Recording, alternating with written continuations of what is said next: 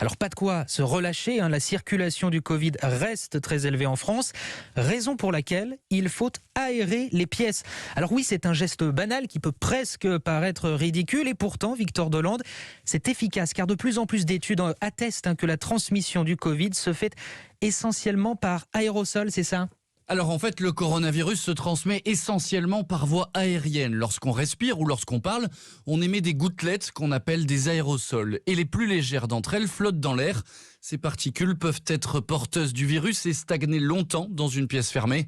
C'est la raison pour laquelle il faut renforcer l'aération des pièces, comme l'explique l'épidémiologiste Antoine Flau. Investir aujourd'hui sur de l'aération, de la ventilation, c'est vraiment quelque chose qui, pour résoudre la crise du coronavirus, sera très très utile et qui, au-delà de cela, permettra d'enseigner, d'avoir des spectacles, d'avoir une vie sportive dans des locaux qui seront mieux ventilés, mieux aérés, avec un air plus pur. Et donc, de toute façon, c'est un bon investissement pour l'avenir. Ces investissements passent d'abord par des capteurs CO2 qui permettent de voir si la pièce est suffisamment ventilée. Ces petits boîtiers d'une valeur de 50 € ne vont pas indiquer la quantité d'aérosol avec du virus, mais ça permet déjà de rappeler à quel moment il faut aérer la pièce.